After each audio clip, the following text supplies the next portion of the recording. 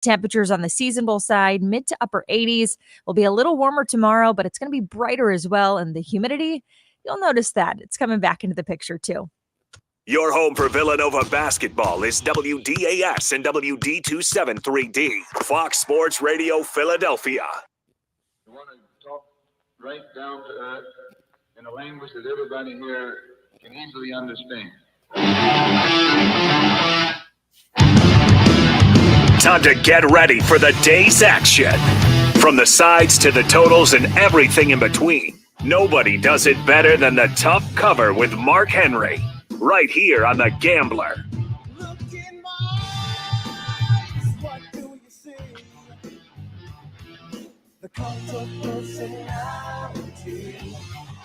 Hello and welcome to the Tough Cover radio show. I am your host, Mark Henry Jr., and it's been too darn long since I've been on these airwaves. It's been a busy month for your boy, and we'll get into all that, but we have so much to talk about because it's been so long. I think I missed 4 shows, maybe 3 or 4 shows there. And, busy man. I couldn't. Was it 4? I'm not sure. Busy man, getting married, bachelor parties. You've been all over the place, Mark Henry Jr. All over the place. And right now, I am coming at you folks from the friendly confines of Chicago, Illinois, at a bachelor party. We were at the Cubs game yesterday, and we'll talk about all of that. But I've got to tell you who I've got back in studio with me, my guy, Sean Barnard. It's been too long since we've been able to chop it up. We've got so much to catch up on. You can go and follow my guy, Sean, on Twitter at Sean_Barnard1. Sean, how we doing? Doing well. I've been a little all over the place myself. That I was down, Ocean City checking out your wedding. Was down up North Jersey for another wedding. Just was out in Las Vegas this past weekend checking out some NBA Summer League. So we're kind of some traveling men right here. So, seeing the world. Absolutely. I mean, last weekend I was in the Poconos for a bachelor party. This weekend I'm in Chicago. I was at we got a Mark Henry Jr. quick exit, so a couple technical difficulties there. So filling in the spot, it is Sean Barnard back in studio right here in Philadelphia. And yeah, Mark all over the place, broadcasting from Chicago right there. I'm excited. I'm sure he'll be popping right back in a second here, but he had a chance to check out Wrigley Field. Definitely a bucket list thing for myself there. But in this, we're definitely going to get into a little bit of takeaways for our Philadelphia Phillies, how they are playing and how things going there. A little bit of a concerning meltdown last night with Jose Alvarado there. It's going to be touching on the Phillies as well as some NBA Summer League. And with us to break it down is Mark Henry Jr. himself back in action after a little bit of a Wi-Fi blurb there. Mark, how we doing? Let's see. I can see Mark on this side, but cannot hear him. So we'll see how we're working through. Worst case, I'll have him popping on over the phone here, but hopefully it's clearing up in a second here. And Mark, do I have you now? And we do not. So popping back up, it might be coming from the phone line, but regardless, I will be here from start to finish. We're with you from 11 to 1, making things work on this side of things, going mobile, working as some road warriors for this specific, show right here. So making things happen. But yeah, as I was mentioning, do want to touch on some Phillies. It is turning into primary baseball season. Still a lot going on. There's the obviously Olympics coming up. We got some WNBA basketball, which is kind of caught my eye more so than ever before, which I think it says a lot about that. And there is some buzz about the Olympics. Of course, our very own Joel Embiid participating in and has not been playing his best, but I think it's kind of funny to watch the world see the Joel Embiid experience of a guy who simply takes some time to warm up the things and play his best basketball there. But it is cool to me. And it does look like we have Mark Henry Jr. back, looking clearer than ever. So Mark, I got you back with me. Yeah, I mean, Chicago's trying to cut my line. They don't want me talking about that Cubs game yesterday, but yeah, I am back. I didn't hear what Sean was just talking about. Sorry for the technical difficulties, folks. We'll be back in the studio next week, and things will start to be a little bit more normal going forward instead of me coming at you from every which way of the country. But we got a lot to talk about. We got the Phillies. We got some NBA Summer League. My guy, Sean Barnard, out in the desert, out in Vegas, first time out there. So definitely want to kind of talk about Summer League and also just talk about Vegas in general. So a lot to talk about when it comes to that. Last time I did a podcast or last time I did this radio show, Paul George wasn't on the Sixers. Jared McCain Wow. wasn't on the Sixers. Caleb Martin wasn't on the Sixers. So there is a lot of cleanup to do when it comes to the Philadelphia 76ers. We're going to do a little NFC East preview. Going forward, we're going to do a division every week until week 1. It works out, so there's 8 shows until week 1, so that works out perfectly. We're going to start out today in the second hour at some point with the NFC East, going over the over and unders for those 4 teams, what we expect from kind of the Eagles, the Cowboys, the Giants, and the Washington Commanders. So definitely we'll get to all of that, but I'd be lying if I said, to me personally, there is one story in the sports world that is above all right now, or was at least above all in the middle of this week, because post or the All-Star break, the home run derby, that week is the dog days of the sports calendar. That is the worst week on the sports calendar, and I want to congratulate everyone that's listening. We made it through it. Give yourselves a clap. We had a couple days there, nothing to bet on. There we but go. we made it through it. We made it through. That's a terrible week, but now we got a ton of sports for 9 months almost now. Obviously, if you're not a baseball guy, you've got to wait a couple more weeks for football, but whole lot of baseball coming up the next couple weeks. Basketball's around the corner, but obviously football is knocking. So whole lot to talk about when it comes to that. But the biggest story in sports is something that didn't happen on a field, didn't happen anywhere, any sort of trade, any acquisition.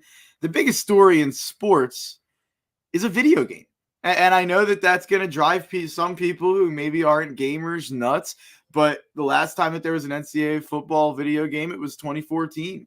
And during COVID, that 2014 video game was going for $200-$300 online because people were so ready and gearing up for another NCAA football game. And over the last couple of years, we've heard rumors and leaks, this is when we'll get the college football game, or this is when, or this is what it'll include.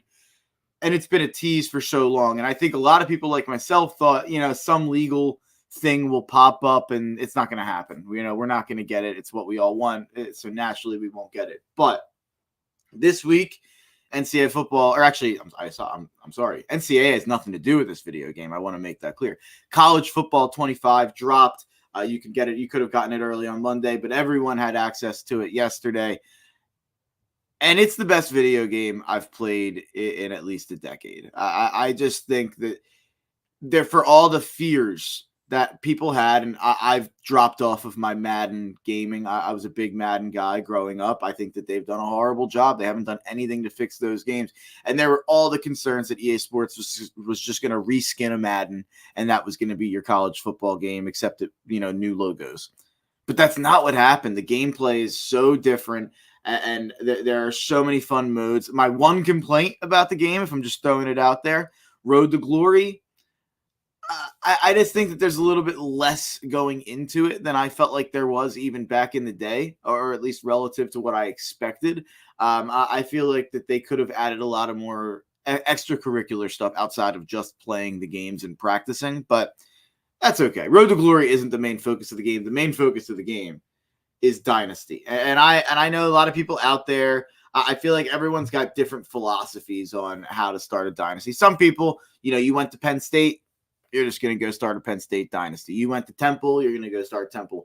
You went to UTEP, you're going to go do UTEP. You went to, Notre Dame, you're going to do Notre Dame. But I think that there's a lot of people who want to start with a college football dynasty with a team that isn't very good, or is at least, down in the dumps a little bit, or a mid team, so you can rebuild that team into being a national title contender. Personally, I generally like going into the Power Four conferences. There's more rivalries, there's more built-in games, there's more traditions against these other teams you're playing. I think it's fun to watch the pregame stuff. But I have a top 10 list of teams for if you want to go and start your dynasty and rebuild the program. I think these are good options. So I'll run through these pretty fast.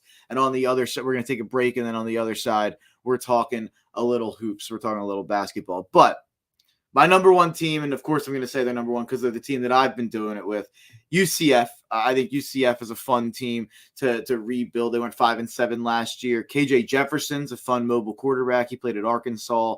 They have a good running back in RJ Harvey. So they're a fun little rebuild team over there in the Big 12. Georgia Tech could be a fun rebuild team. They have Haynes King, really mobile, fast quarterback. So that's always a plus when it comes to these video games. Baylor, same thing. DeQuan Finn, they have a mobile quarterback as well. They're a little bit of a down in the dumps Big 12 team. You can rebuild them. Cal joining the ACC. Jaden Ott, one of the best running backs in the country, probably one of the 10 best players in the country, and not the best team outside of that, but they do have Mendoza, a young quarterback. You'll probably have him for 3 years if you do a dynasty. Virginia Tech is one. You got Kyron Drones, fast quarterback. That's always fun to play with. And they've got one of the best traditions in sports, let alone college football, with Enter Sandman. And College Football 25 did a good job capturing that in the pregame stuff. I did play Virginia Tech once, and it was pretty awesome. So number 6, I'm going Arizona. That's a little bit higher. You're not rebuilding them too much. Noah Fafita's one of the better quarterbacks in the country. Teddy-Ora McMillan, probably maybe the best receiver in the country, if not second to Luther Burden. 7, I'm going Kansas. I think they're a fun rebuild, a little bit of a blue blood theme here with Arizona, Kansas. Kansas has Jalen Daniels and Devin Neal. Jalen Daniels, really mobile quarterback. Devin Neal, really fast running back. North Carolina, another blue blood you could use. Omarion Hampton, one of the best running backs in the country. And they have maybe the best jerseys in college football, so you could go with North Carolina.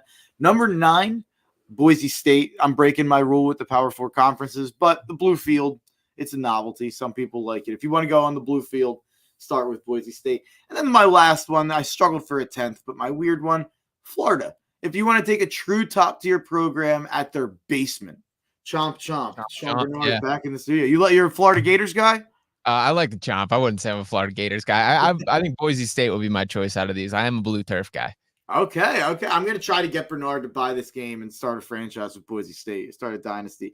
But Florida's like, if you want to do an SEC team and you want to have really good recruiting right away, I think Florida's one that their roster stinks right now. So you are rebuilding.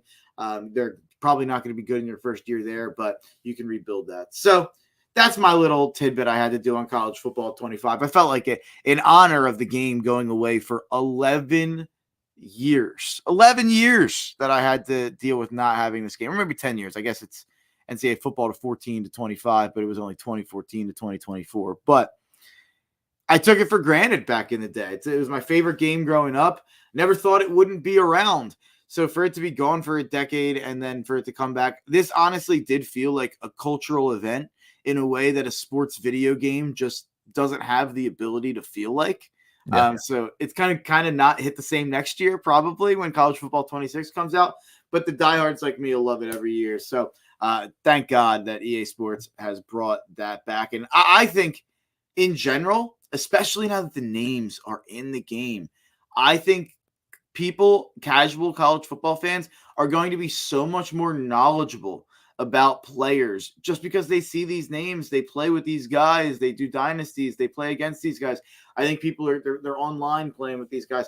I think people are going to be way, way more knowledgeable about college football than they were before this game. And I know that sounds crazy, but I think growing up, I wouldn't have known nearly as many players in any sport without video games. MLB Slugfest, MVP Baseball, Madden, NBA 2K, NBA Live, whatever you want to say. Those games, I think, are huge for kids to get into the sport. I think this is huge for college football, for not just kids, but casual college football fans. I mean, I'm at a bachelor party. I have a couple people who don't watch college football really.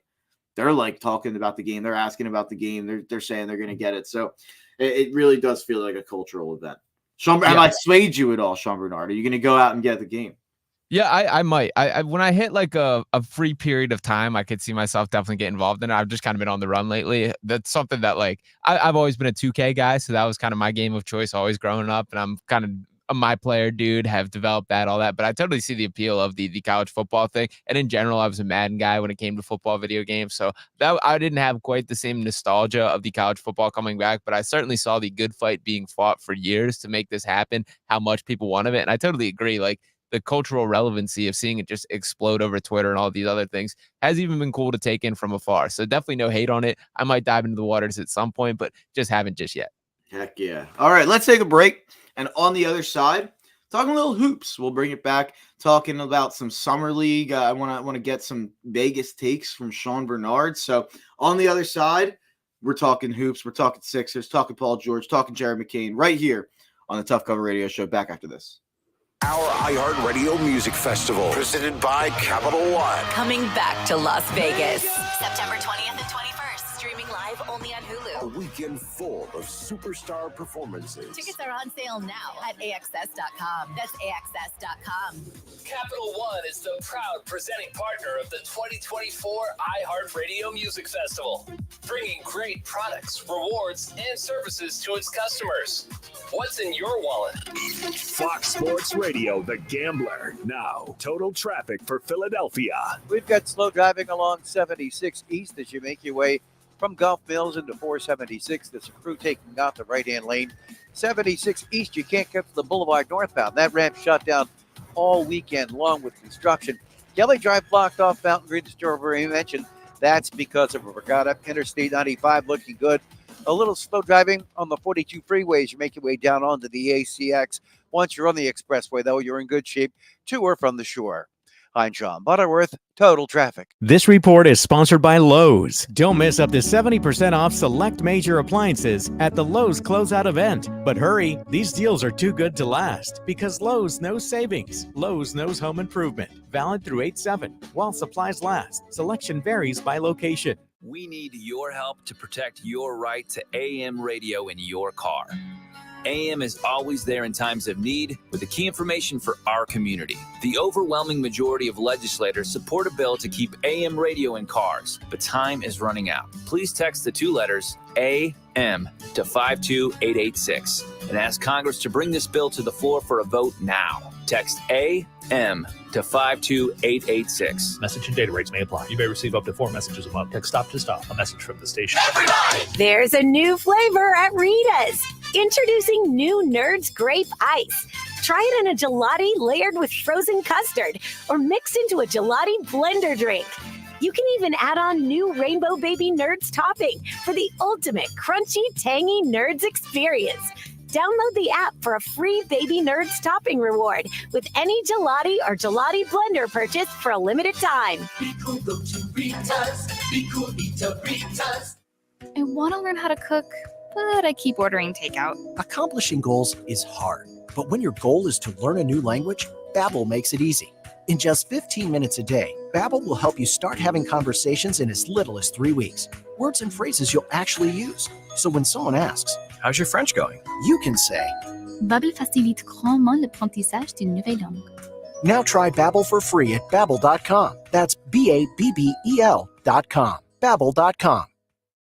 Help the planet with a tip from iHeartRadio Earth. Education doesn't just take place in the classroom. There are many ways children of all ages can learn about sustainability and the environment at home.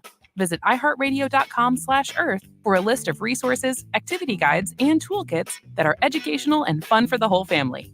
Brought to you by iHeartRadio Earth and the National Environmental Education Foundation. To find more tips for smarter, sustainable living, or to take action in your own community, go to iHeartRadio.com/Earth. Hey, man, you all right? Need me to call 911? No, call Top Dog Law. Get top dollar for your accident at topdoglaw.com. Once again, that's topdoglaw.com. Spreads, totals, and all the prop bets in between. It's The Gambler. All of the lights.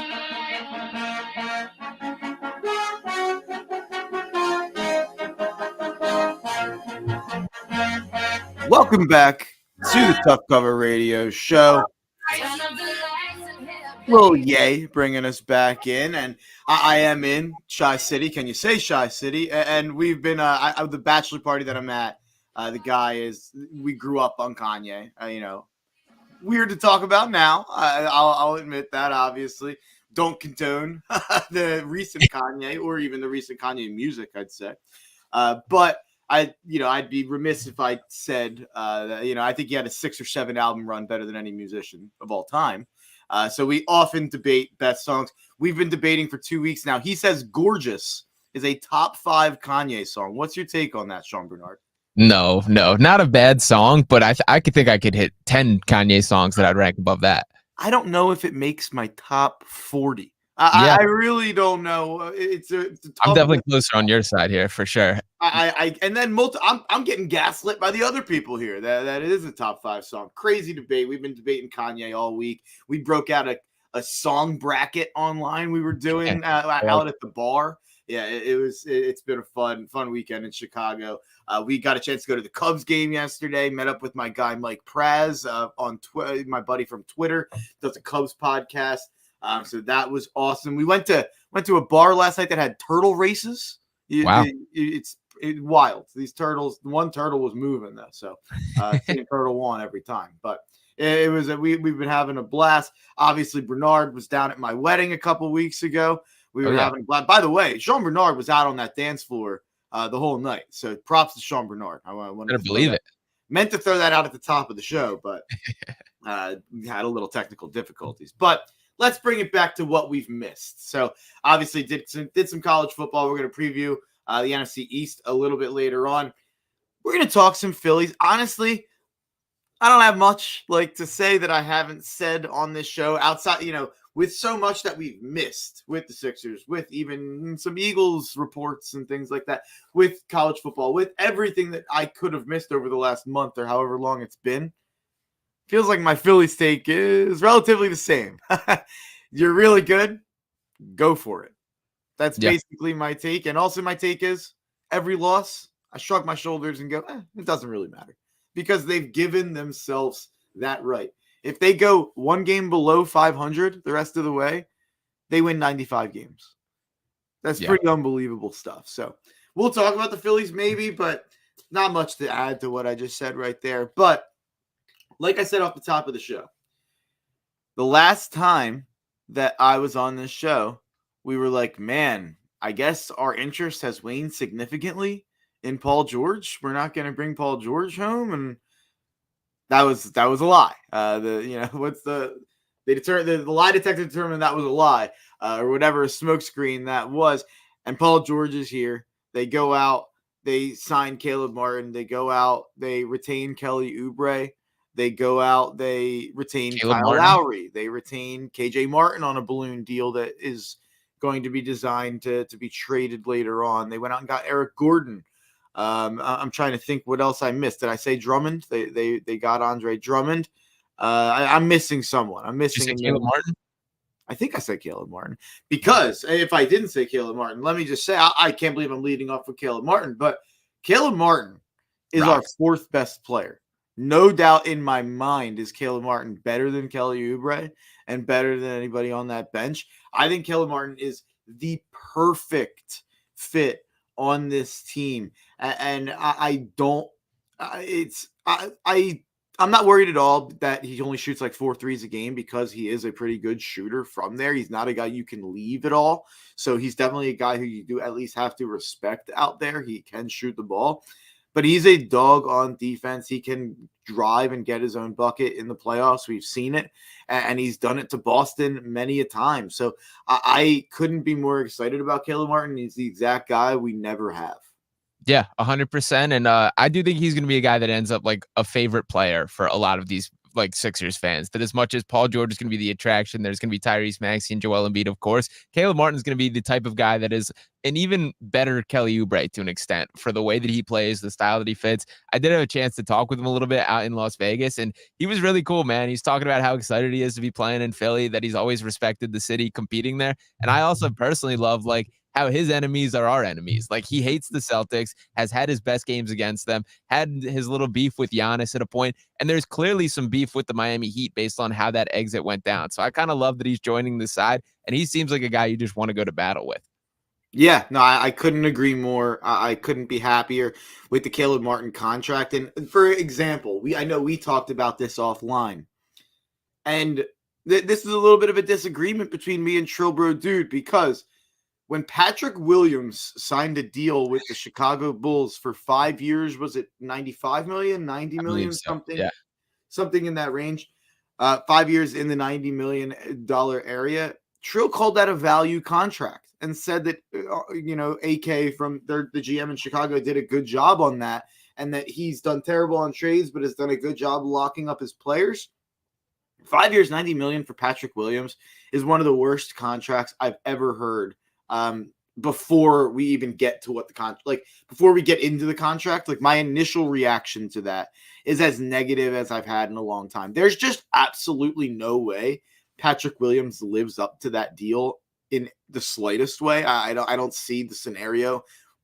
We've talked about it offline. I don't understand the Patrick Williams thing whatsoever. He has missed more games than he's played over the last couple years, and he averages 10 a game. I get that he's a playable wing, but how much money did Caleb get? Was it 432? 4 years, 32 million? Yep, 4 years, 32 mil. Compared to 5 years, 95 or whatever it is for Patrick Williams. That's insane. Mm-hmm. And part of this, to put it out there, is Caleb Martin's team certainly played their cards wrong. That they turned down a 5-year, $65 million deal from the Miami Heat in search of a little bit more. That didn't play out, and the Sixers managed to jump on that. But I'm absolutely with you on the Patrick Williams front. His career stats, we're talking, this dude has played over 4 seasons, 213 games. He played 43 games last year, 17 games in his second season. He's averaged 9.7 points, 4.2 rebounds, 1.3 assists. He's very much that exact category of theoretical basketball player to me. That you can squint and look at it, but I've never seen it with Patrick Williams. And in general, my rule of thumb would be if that's the decision that the Bulls franchise makes, that's probably the wrong one. How's that Zach LaVine contract aging? How's that Nikola Vucevic contract aging? To put a direct comparison there, kind of in the same sphere, they just paid Vucevic 2 years, $60 million, compared to a guy like Jonas Valanciunas, who literally got half that money, that I think is very similar. And I think I might even make the argument that I would prefer Valanciunas on my team. So I think the Bulls are pretty much a model for how not to run a franchise. I can't believe Patrick Williams got that, but I'm certainly thrilled that Caleb Martin was the decision in Philadelphia's end.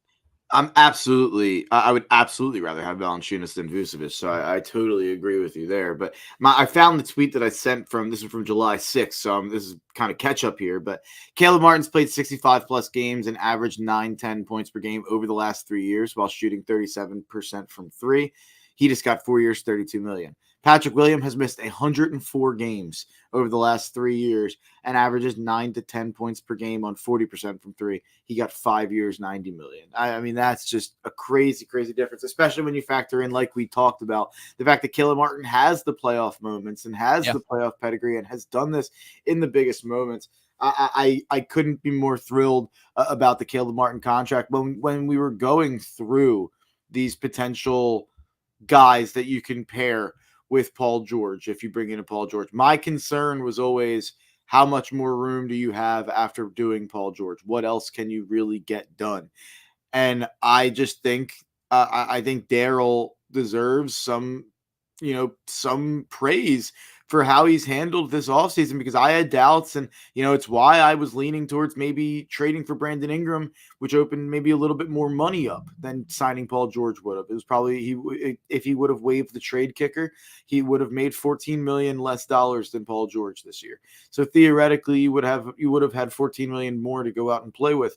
But the fact that after signing Paul George, they were able to go out and secure Caleb Martin, secure Kelly Oubre, get Drummond as the backup five, and then do all the other little stuff that they can do. I won't lie, I have some concerns about the bench guards and forward spots, but when you can lock down the starting five that we've locked down, I think you bypass those concerns. And I think when you go out and you decide, we're having Joel Embiid make X amount of money, we're having Tyrese Maxey make X amount of money, we're having Paul George make X amount of money, that you're going to really have money for two more starters, and you're going to have to hit on some either draft picks or minimum guys who maybe shouldn't have got the minimum like they did with Oubre last year. You're going to have to hope that a guy like Ricky Council can be playable, and I am extremely obviously everyone's impressed by Council in Summer League, but I'm impressed by, I think Council, my concern with Council was that he can't shoot enough to play. But now that you have Tyrese Maxey, Paul George, Joel Embiid, all guys who are out there shooting the three, Council can kind of slot in a little bit better. I actually think he might be a guy who makes more sense playing with the big guys than playing with the bench. And maybe that's something that we'll get a chance to see. But you were always going to have to thread some needles. And I'd rather those needles be the bench and maybe the bench guard forward spots than the 4th and 5th starter spots, right? Yeah, and even a guy like Eric Gordon, I think, is a really good addition for a guy on a minimum. He's still a guy that can shoot it, and I was honestly impressed with how he looked last year. I thought he had more juice left in the tank than I expected. I think the praise for Daryl has been quieter than it's deserved to be this offseason, that I don't think things could have gone much better than they had, that this was the blueprint, and how rare it is to just get a guy on a true max scale to leave a team and come to another. It has not truly happened since 2019 with LeBron, for a guy to purely leave without a team getting anything in return. No sign and trade, no nothing with that type of thing. So Daryl made that happen. The way he threaded the needle with the Tyrese Maxey extension by having that amount of trust. I thought the ceremony with Tyrese for that new kind of appreciation, a little bit over the top, but I loved every second of it. And I do think in the long run, that's going to be something that pays off, that there is a little bit of the politicking with Clutch Sports and everything that goes on there. Also did have a chance to meet Daryl in person in Vegas for the first time, which was very cool to me. Got to shake hands and introduce myself there. So yeah, I'm a Daryl Morey guy through and through, and I think he's crushed it this offseason. That's awesome. I didn't realize that. Yeah, let's real quick. Or actually, I want, before we get to some Vegas thoughts, one more thing that's been driving me nuts, and I haven't had a chance to talk about it on radio. But one more thing that's really, really grinding my. Maybe this is like a grinding my gears. Should be a segment here. I mean, it's definitely completely ripping off a show, but that's the point. But I have heard a lot of who's playing the 4, who's starting at the 4. Real quick, how many legitimate power forwards are there in the NBA in big 2024? Like, I think if you really go through the list of, even if you just want to go team by team, you go through the list of power forwards and tell me who's not a big wing or a small center, because there's so few Kenneth Freeds out there still rummaging around the NBA at power forward. Who? LaMarcus Aldridge's. Yes, they're not around anymore. It's a dying breed, and I don't understand how people just watch the Knicks, right? And everyone was upset about how that rebounding went in that series and for the Sixers against the Knicks. But Josh Hart is like 6'5" or whatever he is. Like, he's not a 6'10" traditional back to the basket power forward who's going to get you 10 rebounds. Like, that's not really what Josh Hart is. He's a special type of player, and he's a wing. And if you have an abundance of wings, you're going to have people play down and play up. And that's a good thing, as Boston just showed in the obviously the NBA Finals. So that is driving me insane. And even if you just go through the top teams in the East, who are the power forwards that I'm afraid of? And you could throw Giannis at me. I don't even know what Giannis is. Like, you could tell me he's a power forward. You could tell me he's a small forward. You can tell me he's a center at times. Like, he's whatever he wants to be at that moment on the floor. So Giannis is its own. You have to plan for Giannis independent of what position he plays. Like, there's plenty of guys who play the 3 who are going to handle Giannis than guys who play the 4. So the whole concern over the position of the power forward, and if the Sixers have it figured out, I don't get it. I don't care. Yeah, and I have the same exact pushback for the point guard conversation, by the way, that there's very true Mike Conley, very few Mike Conleys anymore, that it's a lot of these guys, having some sort of combo guard role. And that's what Tyrese Maxey is, that he is a player that can be a playmaker when the team needs it to be, but is still a score first guy, and a dude that, like Jared McCain, we're going to have the same type of conversations about that. I think he's capable as a guy that can be that primary playmaker. I had a cool little conversation with him, basically asking what he sees his fit as an on-ball or off-ball guy, and he kind of talked about his entire life. He's been a true point guard, was asked to do something differently at Duke. And I think that shooting truly is where he fits on the Sixers team immediately. But he is a guy that in certain instances, I do think can be that true point guard. And of course, Kyle Lowry coming back, who will play that role when it's necessary. But it's the same kind of conversation that you look down the entire NBA, there's very few quote unquote true point guards. Like, this is the era of positionless basketball. And there's nothing wrong with leaning into that. Yeah, no, I couldn't agree more. But who realistically, who are the power forwards that we're thinking about? Like, who do we have to cover in the East? Like, Julius Randle, which doesn't scare me. I guess they make the Al Horford / Porzingis conversation in Boston, but they're the center. Yeah. I think that's kind of fake too. The same thing with like the Mobley, Jared Allen. Like neither of those are true power forwards, and the Cavs don't scare me anyway. There's really not a lot to your point here. Yeah, I'm trying to even go through and like Tatum or Brown, but like True they're wings. wings. Yeah, they're wings, but one of them's playing the four. Like their closing lineup is Drew, White, Tatum, Brown, and Porzingis or Horford, depending on if Porzingis are hurt or not. You've got the Knicks, who now what's the Knicks' ideal lineup? It's like Brunson, Dante, OG, McHale, Robinson.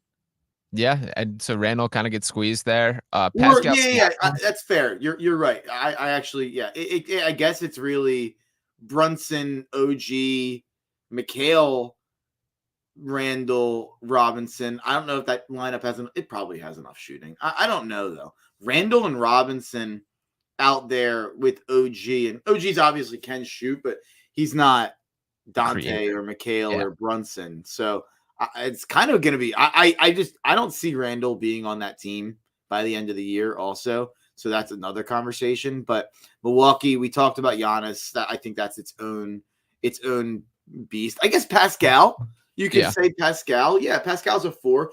Is anyone out there really like, oh, there's no way Paul George can defend Pascal? Definitely not. I'm definitely not on that one. I think he can. Yeah, I think he absolutely can. I think he's one of the better options around to do so, probably height-wise. So just a concern that I have no time for. I have no time to listen to. The only thing I'll say, like, legitimacy to it is I get the rebounding concern still. I still would love to grab like a grunt work plus rebounder. I do think there's a world where Ricky Council kind of shifts into that Josh Hardish type role where he is a guy that uses his athleticism, physicality. Like a ton of those putback dunks that he had in Summer League, I don't expect that to directly translate, but the way that he's just crashing the board with that kind of level of intensity, that's really intriguing to me. And that's probably been the number one thing that jumped out in his game. He's an interesting player, but he's a guy that I think could slide into something like that. I still would like one of these final roster spots, which I believe they have 2 or 3 left remaining here, to be maybe a Precious Achiuwa type player. Like that would be an interesting steal from New York. He's probably going to get more than a minimum, so I think the Sixers are likely out on that. But that style of player I think is worth adding, but I don't think it's as big of a need as people are making out to be. Well, okay, so let's just kind of take a bigger, broad view of the NBA here. What other kind of NBA offseason moves did we not get a chance to talk about? What's kind of some of your favorite moves for a team or moves you don't get? I'll throw it to you. I'll say I love the Isaiah Hartenstein addition by the OKC Thunder, that I think it was pretty clear in last year's playoffs that was the one glaring hole on that team, that they didn't have a true center. I think this opens the door for Chet Holmgren to play some power forward as we have this conversation, play a little bit more on the perimeter, that he is a guy that can hold up against the Nikola Jokic's of the world at least a little better. And Hartenstein played very well throughout the playoff run. I thought he clearly established himself as the better big man option compared to Mitchell Robinson. So this hurts the Knicks, which is a good thing for the Sixers end. And I think for the OKC, he's a perfect piece to kind of complete them. So that's probably my favorite move as far as the big names.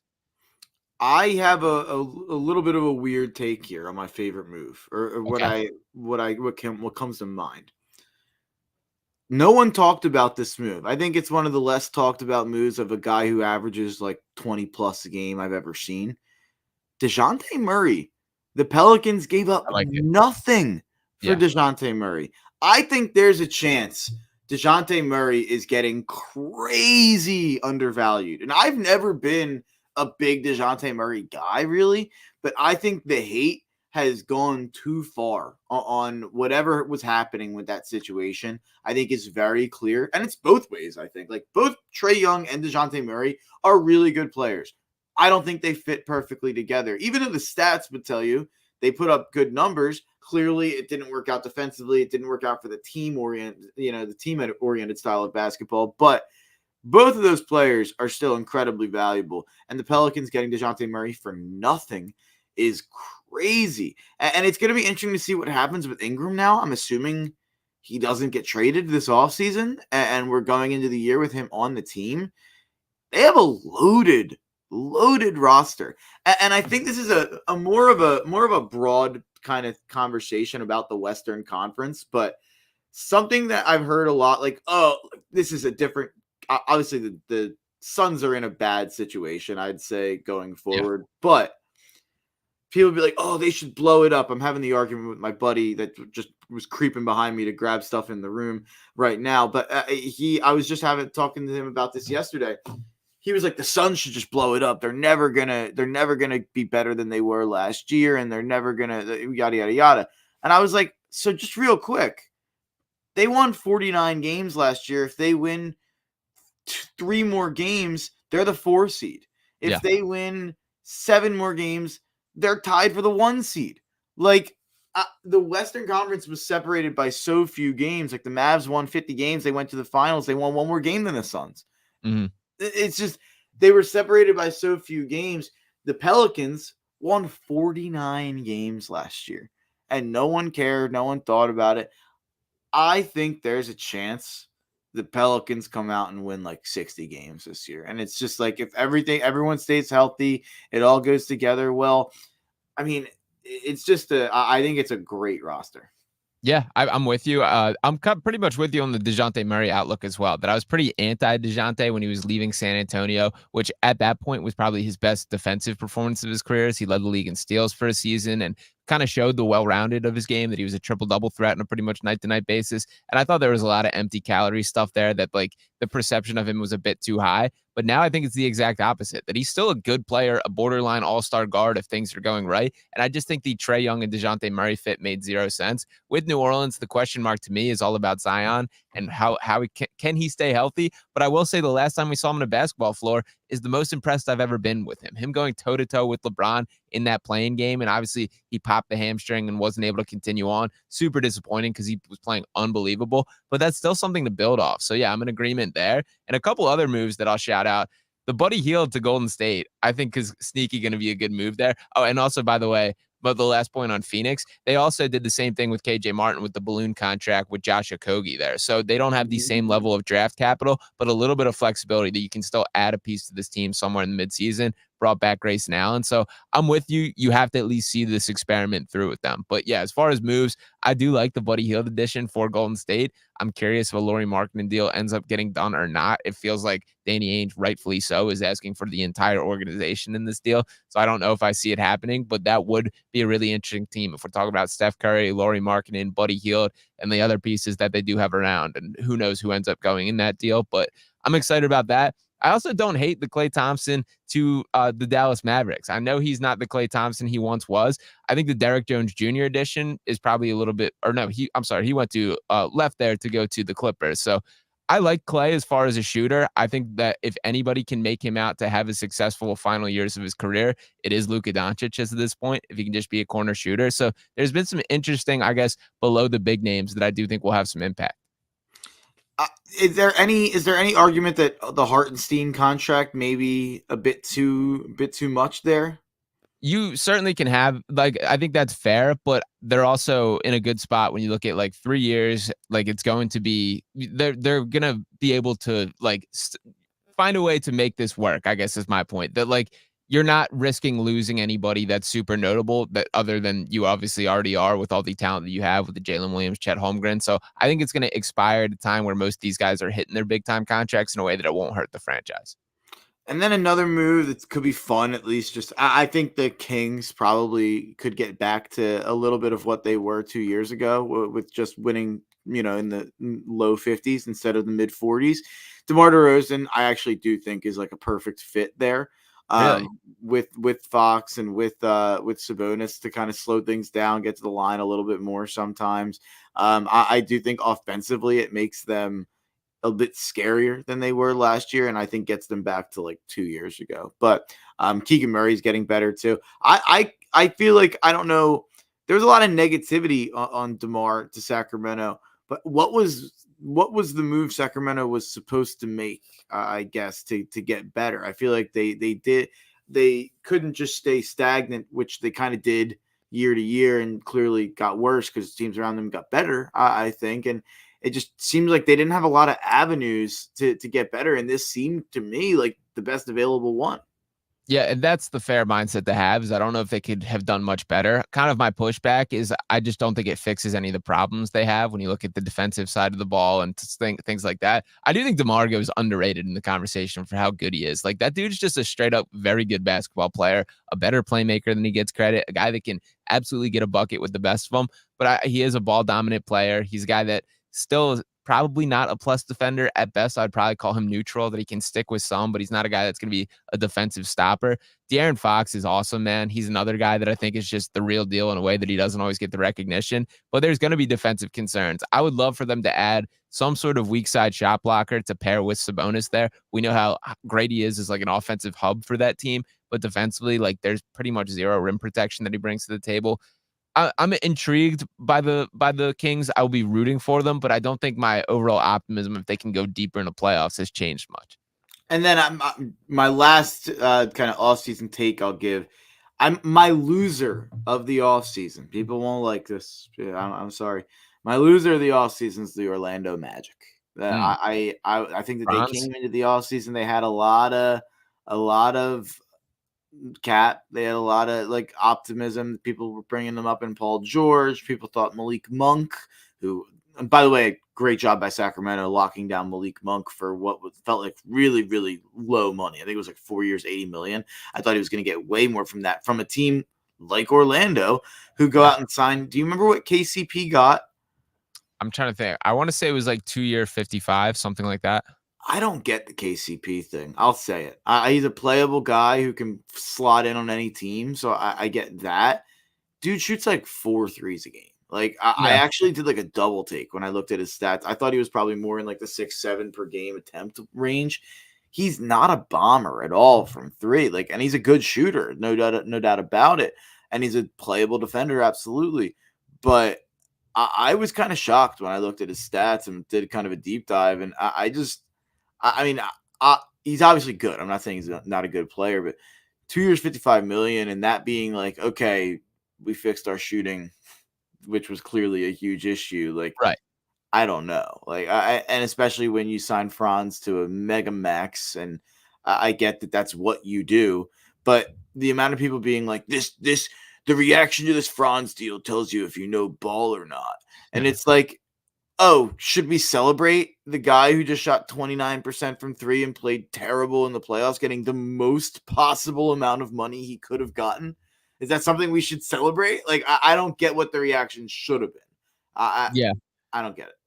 Yeah, no, I'm with you there. As far as the KCP thing, like, to me, this is more of a long-term thing, that it's clear the Magic are trying to take those next steps, which is rightfully so. I think it's very similar to the Bruce Brown signing of the Indiana Pacers last year, where you overpay this high-level role player.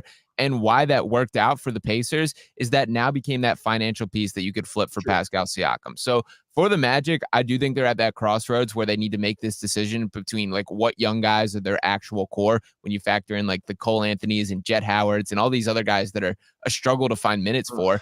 I think there's a world where you package a KCP contract with a couple young guys and could get that next disgruntled star. But then again, they've already made their investments in like the core of the franchise with Paolo Banchero and Franz Wagner. And the Franz discussion is frustrating, man, because I loved him coming out of college, loved him early on in his career, but I've honestly like turned heel because of how hard guys ride for Franz Wagner. And dude, he shot the ball like incredibly bad last year. Like I want to say it was like 23%. I'm gonna get that number now. I think it's 28, 29 from 3.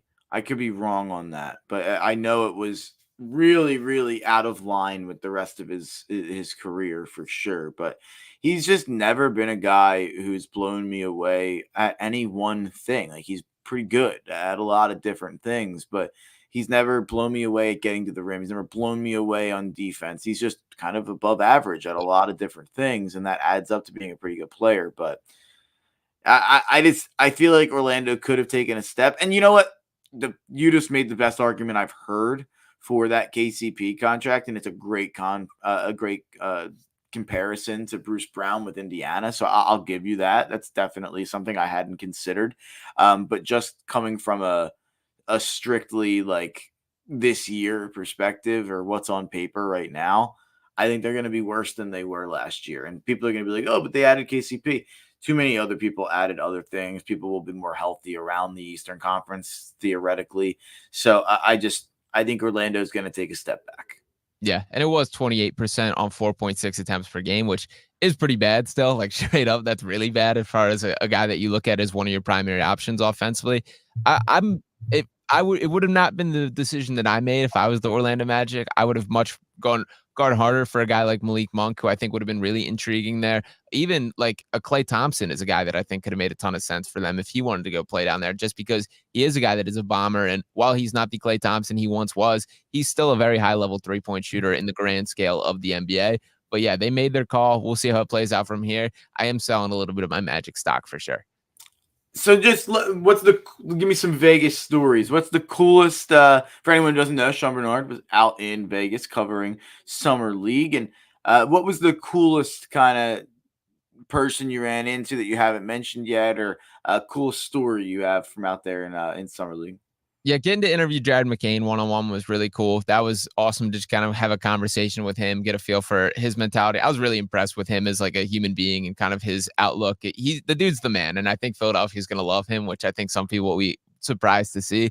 Also, like everyone was staying at the Wynn, so we figured out basically we just would hang out there at night and see who we ran into. Saw Shams Charania, which was cool. He's a lot shorter than I expected, which is interesting there. Daryl was awesome. Caleb Martin, Paul Reed got to chat it up with, which was cool. And I was out there with RB, who obviously did the podcast with Paul Reed. So that was cool to kind of be hanging with him for a little bit. Saw a couple of players, having the time of their lives on the table and all those types of things. So it was cool taking it in and just running into as many people as possible. A couple of the guys from Gil's Arena we ran into, that type of thing. So there was a lot of faces out there. It did feel like the whole NBA world. So it was cool to just be in the mix with everybody. What's your Vegas? That was your first time in Vegas, right? First time post 21. So I did go there, kind of walk through with my family when I was I think I was like 18 at the time, where we did a whole West Coast trip. But yeah, first true Vegas experience for sure. What's your take? Give me some Vegas takes. I mean, it's its own world for sure. I liked it. It was fun. I don't know if I could it blows my mind the people that actually live there. I can't imagine doing anything like that. But for like a couple days at a time or a week at a time, it was a blast. And it is cool, kind of just how the city never sleeps, just the whole strip and the experience with it was awesome. So yeah, I'll be back to Vegas for sure. Heck yeah. Did you guys go by Stadium Swim at all? We didn't. I know that there were a couple of people broadcasting from out there. We stayed at Harrah's, which was fine. It was in the mix for what we needed, and it wasn't anything special, but certainly covered our bases and was around where we needed to be. So we explored a decent bit walking through the casinos, but pretty much stayed on the main strip. Gotcha. Yeah, I that's my number one bucket list place. It's insane. I haven't been to Vegas yet. We're looking into it for WrestleMania next year, which is there in 2025. So we'll see. Definitely in 2025, we'll get out to Vegas, but we'll probably talk a little bit more about that throughout the show. We'll dip back into the Sixers, I'm sure. But on the other side, we're gonna talk a little NFC East. We're gonna bring it back to talking some Birds, talking some Giants, talking some Commanders, talking some Cowboys. Wow, I forgot about the Cowboys. But talking some NFC East, and we're going to do some over-unders, give some takes about some sleepers going into the year in the NFC East. So it feels like maybe it's because my July has been busy. Football's creeping back, though. I don't think people realize how close football's getting. We're getting there. So I'm excited to get back into the mix here. 7-8 more weeks till week 1 for NFL, like 5-6 more weeks until college football. So Tough Cover Radio Show, talking FC East, back after this. Great news. The cash contest is back. The Gambler and Regency Furniture want to put some bonus bucks back in your pocket. All you have to do is keep it locked to the Gambler, and at the top of every hour, listen for the keyword and get on over to our website, foxphlgambler.com, and enter to win $1,000. That's 9 times a day. Regency Furniture. Affordable never looks so good. Celebrate big during Regency Furniture's Red, White, and Blue sale. Sofas and 5-piece dining sets as low as $397. Queen beds as low as $197. Wow! Celebrate the season of savings at Regency Furniture, where affordable never looks so good. Happening now. Mom, it's school shopping time. On it. Ooh, Target has select supplies like crayons and glue sticks for 25 cents, plus markers for 50 cents. Next, my new Rockstar vibe means new clothes. Ooh, totally. These graphic tees are $6 and made to last. And a strawberry lunch bag to match my sweet personality. Got it. And it's only $5. Plus, get your favorite Good and Gather snacks. They're now at a new lower price. Best team ever. When it comes to low prices, Target has your back to school.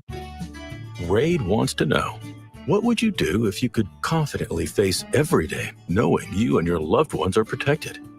Would you sing along to your favorite song at the top of your lungs? Turn off the GPS and let your heart do the guiding. Go to the drive-thru and order one of everything. Feel the buzz of confidence of knowing you are protected with 65 years of insect science in your hands. Raid. Protection for everyone. In this week's Marketers Report, Angela Zepeda, CMO Hyundai Motor America, talks about audio storytelling. People scratch their heads and say, why would you put your brand on a channel that doesn't show the sheet metal? But for us, it's about storytelling. That's driving a lot of brand awareness, but we can also drive a lot of intent. As the #1 audio company, iHeartMedia gives marketers access to the influencers, audiences, and data you need to grow. If you're a marketer, go to iHeartResults.com.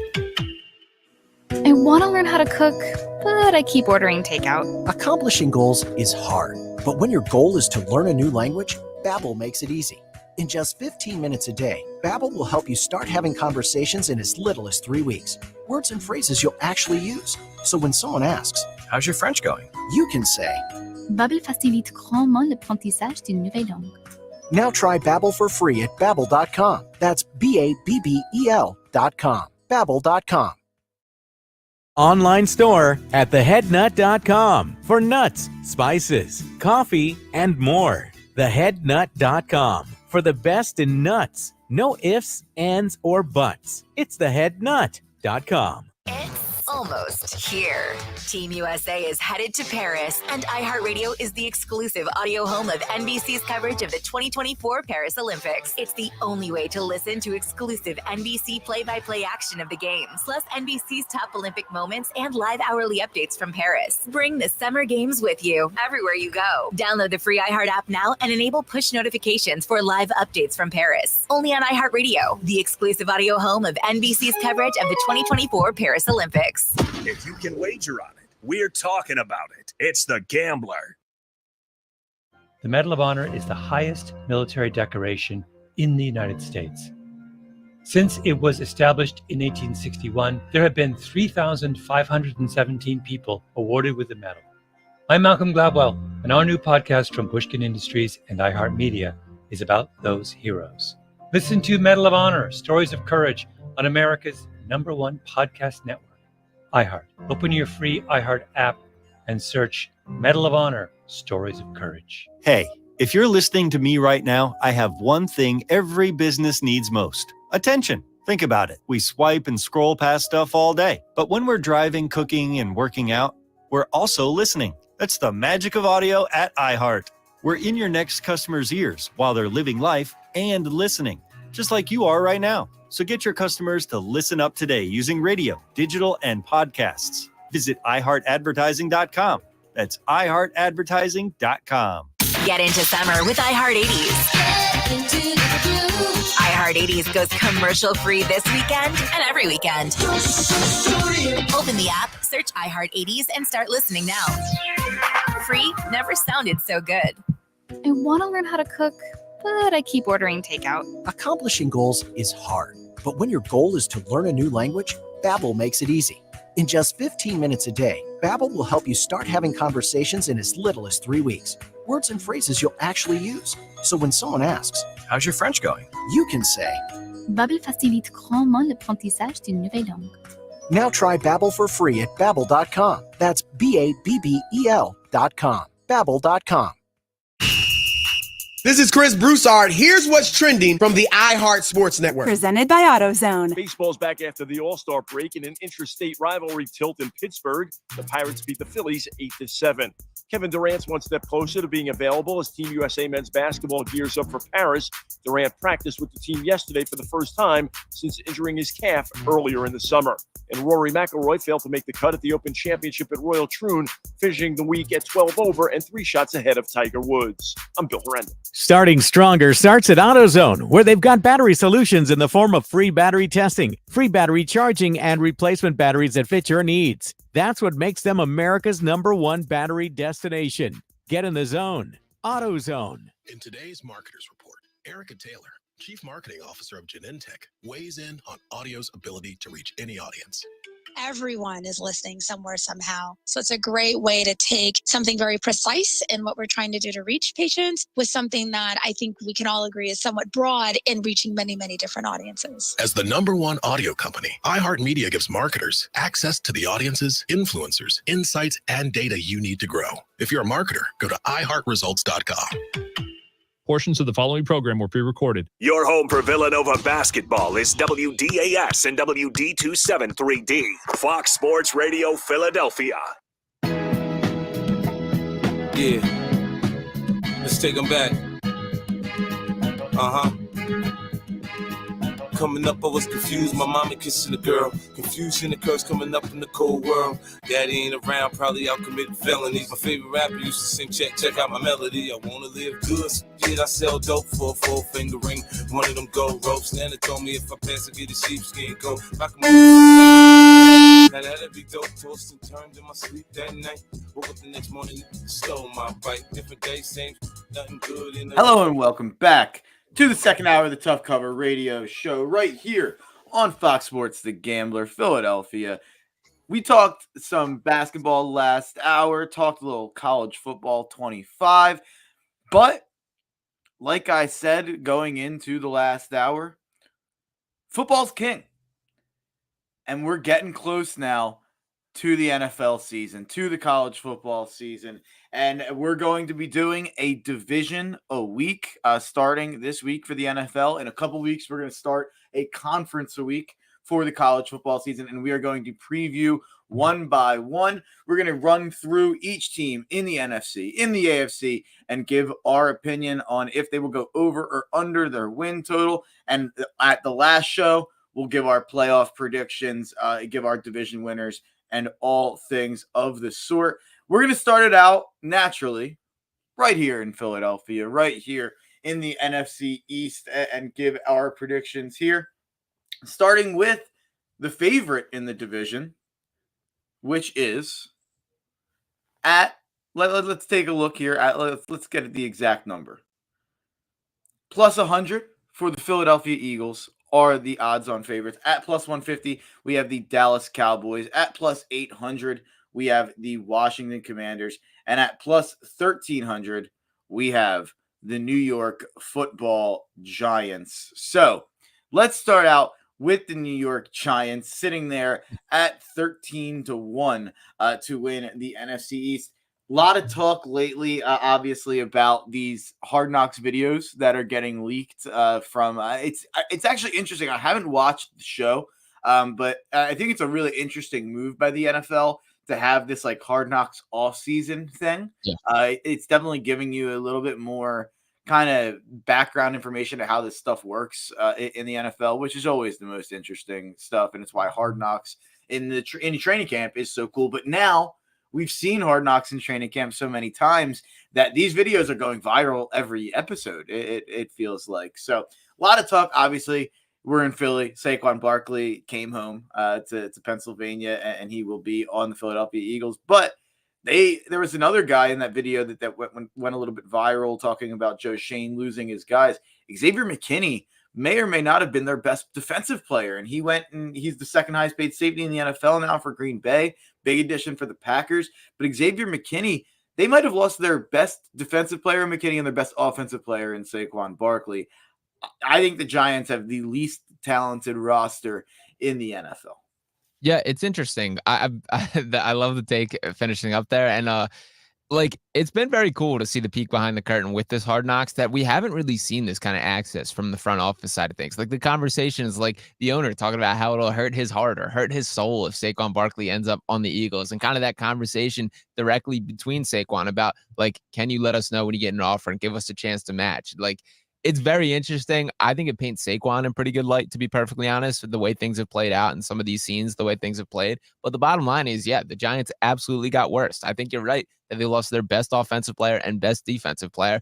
And when you're talking about Saquon Barkley, like, he was the offense to an extent. That's the way they used him, is that it was Saquon make things happen. The Daniel Jones doubts don't disappear just because he was off for a little bit with a torn ACL last year. That's an issue that they're going to have to face and figure out. It's interesting that I feel like so much of the talking points have been about, like, the Eagles feel on the verge of blow up. And I know we'll get there with all this Sirianni and Hurts noise. When you look at the division, I think the Cowboys and the Giants each have much more, like, blow up potential for looking at what they have. So yeah, I don't have any high hopes for the Giants this year. I think they absolutely end up 4th in the NFC East. And I think I could see them, like, in that, like, 4 to 5, maybe even 3 win range on the season overall. Yeah, I have them in the 3 to 4 win range. And I think that means we're both going under here on 6.5. And I think we're going to give our pick on each win total. And then at the end of it, we're going to pick our 5 favorite. Or we'll pick a number, but maybe 5, 6, whatever the number we decide is, on our maybe 3 favorite overs, 3 favorite unders on the board. But we're both going under there, right? Absolutely, yes. Yeah, I think that's in contention for one of my favorite on the board. It's just hard for me to see how that team's going to be much better after losing so much talent. And Malik Neighbors is a nice addition. Obviously, I actually did like a couple of the moves they made even on day 2 of the draft, but I just think that there's way, way, way too much to overhaul when it comes to that roster. Coming up next, we have another team sitting at 6.5 in terms of their win total, and this one's a little trickier, I think, to try to predict. The Washington Commanders, who are a completely new team now. They have a new owner. And Josh Harris, who we have our own complaints about, but at least he's not Daniel Snyder. They have a new Bar's on the floor there, so Josh Harris walking to a great spot. yeah, the bar it could not be lower. It couldn't be lower. And it goes the same for the head coach with Dan Quinn, who I don't know if Dan Quinn's a head coach. I don't know. I think he's probably an overqualified defensive coordinator, underqualified head coach, but he'll probably be better than a sleeper on Rivera was. And then you have Jaden Daniels stepping in, and he's the new face of the franchise. And Jaden Daniels, I have my concerns about him staying healthy. I have my concerns about the hits that he chooses to take. Yeah.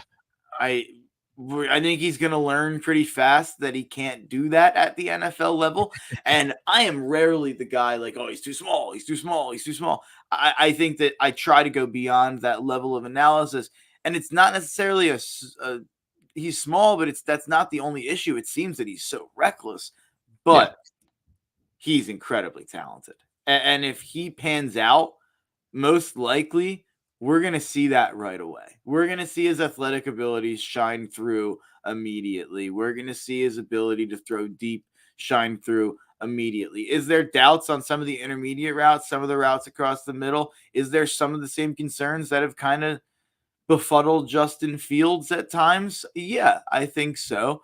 But I think there's also an inherent upside when it comes to Jaden Daniels, because we saw it last year. I mean, he was historically good. Joe Burrow levels of good statistically at LSU last year.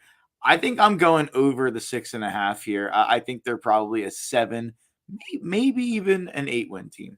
Yeah, I'm on the same page as you. I don't feel as strongly about it as I did with the Giants take, but I do lean towards the over side of things here. This is the best I felt about the Commanders organization in maybe even my lifetime. Maybe flashback to when there was the hope with the RG3 era is probably the only point where I would push back to where I can compare this to. But it does feel like there's a hope with this organization that has been pretty non-existent in regards to the Commanders. Even on top of Jaden Daniels, who I do like and I do have hope for, that I do think there's a world where this could be their long-term franchise quarterback. They did some other additions as well. Bobby Wagner and Frankie Louvu, both guys that, while they're not like Bobby Wagner is not what he once was, they both ranked in the top 15 in defensive stops last year. Those are going to be helpful guys to establish a culture and help that defense straight up on the field. So I think the Commanders are going to look like a competent football team. I'm with you that I probably pin them in like that 7-win range. But again, they're trending in the right direction. I haven't felt that way about them in quite some time. So I'm very intrigued to watch the Commanders this season.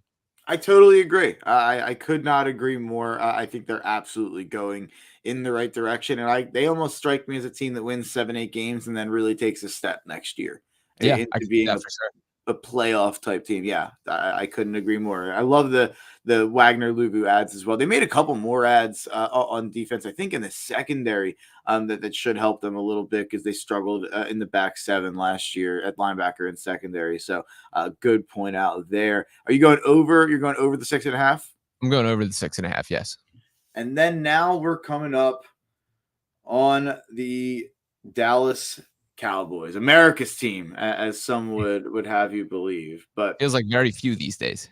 Yeah, it's very few would have you believe that at this point. But they went all in this offseason. And by what I mean by going all in is they did pretty much absolutely nothing and have pretty much the exact same team coming back. So they're over under. It's juiced up at like minus 150 at 9.5. And there's one book that's offering it 10.5 at plus 164. So I'm going to go with the 9.5 number. You kind of can't even bet the Cowboys win total this year, but I'm actually going under that 9.5. So you would get some plus money on that action. And I think this just seems like, you know, a little bit of hubris by the Dallas Cowboys to think, oh, well, we're just a 10, 11, 12, 13 win team every year now. We don't have to do anything. And I understand you have to sign Dak.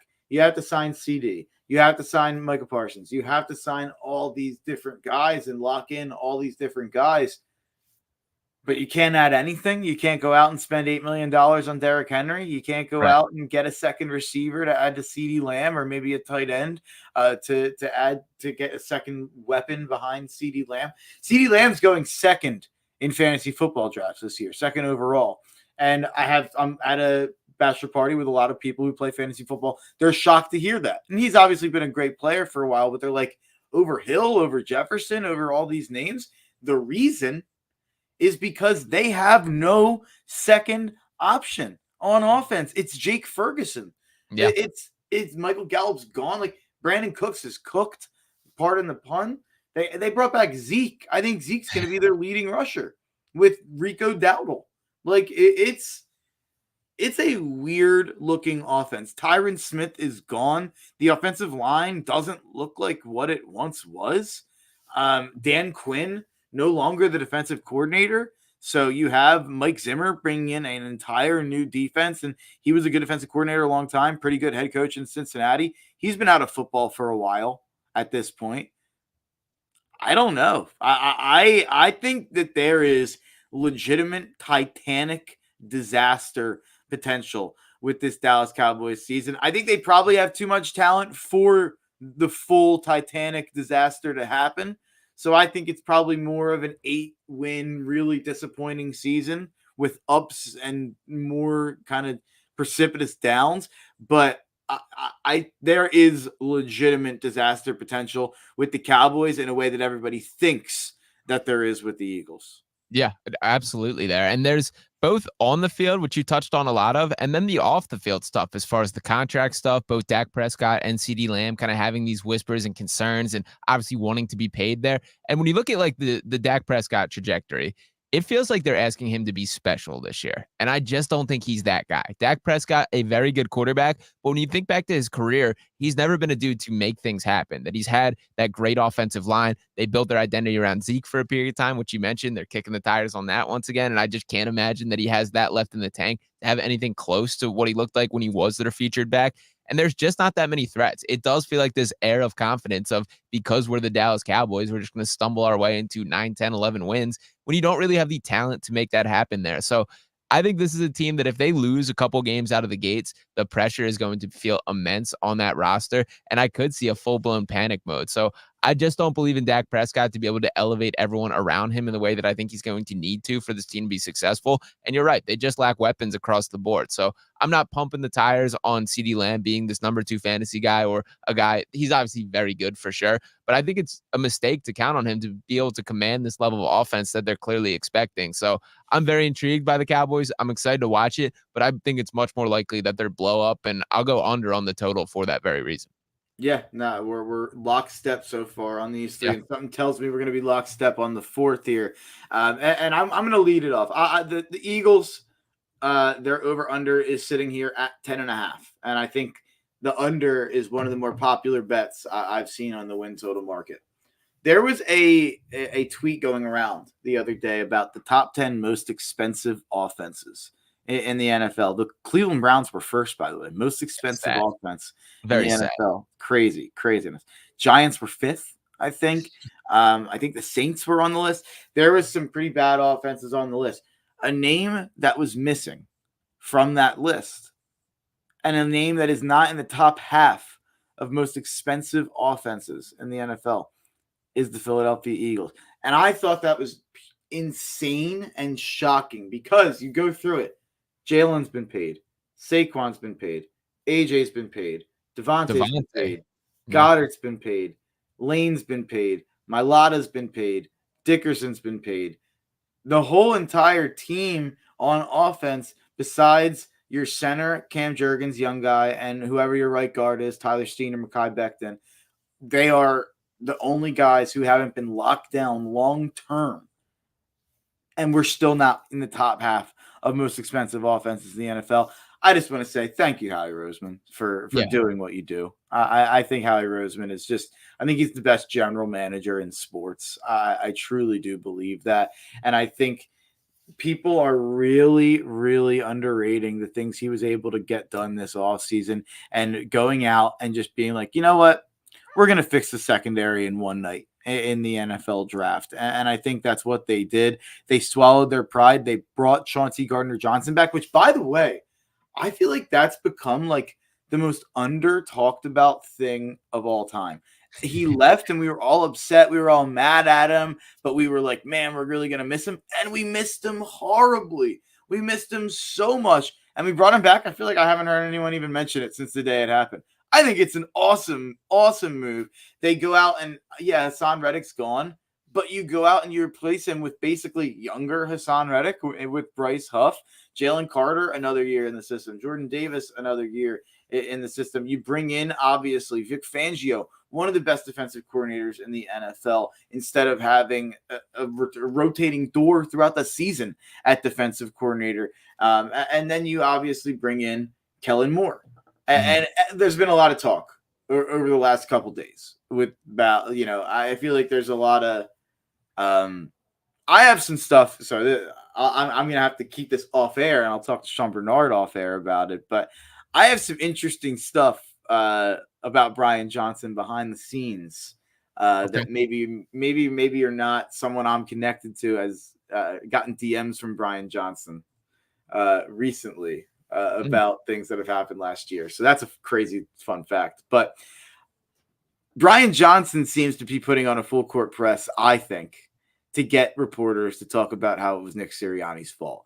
Diana Rossini drops that report, and you had another report drop a couple days ago similarly.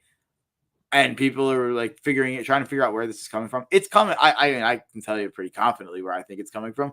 And I think it's offensive coordinator Brian Johnson from last year, who now works with the Washington Commanders.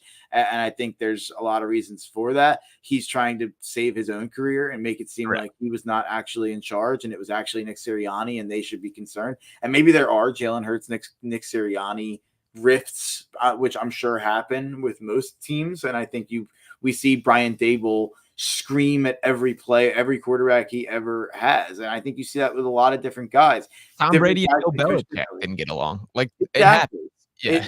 It's such a non-story to me. But the reason that this stuff is getting out is because Brian Johnson's trying to save his standing in the NFL. He just got a quarterback coach job with Washington.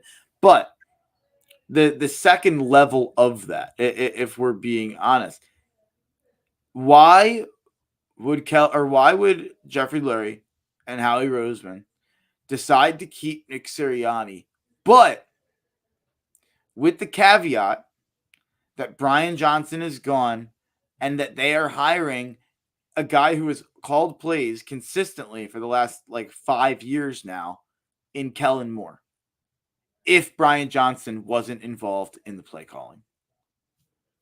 Yeah.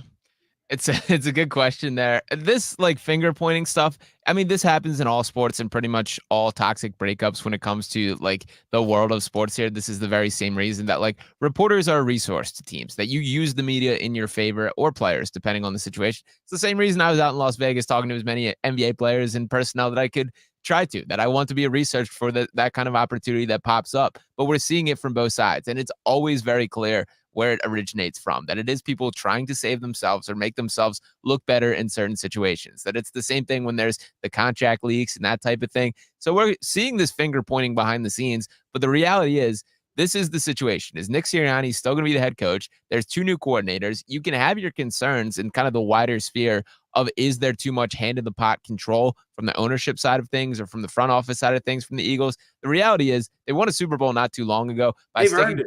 Yeah, they've earned it. They've run this very same system and had a ton of success as an organization, a level of success that probably 20 plus around the league would much prefer to be in that spot. So maybe even more than 25 even. They've been a very successful franchise. So it is funny to watch all the finger pointing. I do think it's overdone. I think a lot of it is from the people that have fallen on the sword to an extent. That Brian Johnson, who knows how much of this was legitimately his fault, but the reality is he is the fall guy here, that he took the firing, he's on a new job, and he's clearly trying to clear his name a little bit. And I think that's the same case for all. So I am sick of how much noise there has been about it. I'm not worried about the Nick Sirianni, Jalen Hurts experience. The bottom line is winning cures everything. If they come out hot this season, everyone's going to forget about all of this. But it is pretty insane to me, the level of, I don't want to say distraction, but just the level of attention that has been paid to all of this offseason.